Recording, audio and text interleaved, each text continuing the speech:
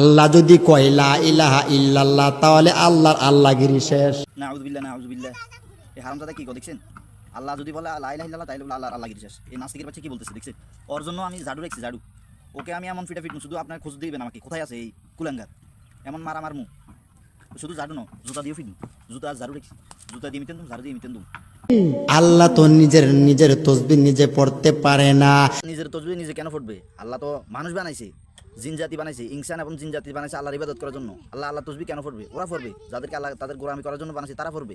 কি বলতেছে এই কুলাঙ্গারে? কি বলতেছে? গাঁজা খাইছেন, পানি কেন?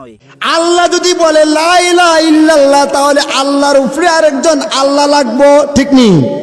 এরে শতানের বাচ্চা, তোর কথা মতন না রে। আল্লাহ তো নিজে বলছে লা ইলাহা ইল্লাল্লাহ মুহাম্মাদুর রাসূলুল্লাহ। তখন তো আল্লাহ বলে নাই যে আমি বললে তখন লাগবে, তুই বললে হবে নাকি? তোর জন্য দেখ কি রেখছি, দেখ তোরা এমন শেষা শেষ জুতা দিয়ে ঝাড়ু দি, জুতো আছে, ঝাড়ু আছে আমার কাছে, সিরা জুতা। আল্লাহ যদি লা ইলাহা ইল্লাল্লাহ পড়ে আল্লাহর আল্লাহই তো থাকে না। শুধু পাগল না, তোরা ছাগল। গামজা খাওয়া ছাগল, পাগল না। পাগল তো গামজা খায়, তোরা ছাগল।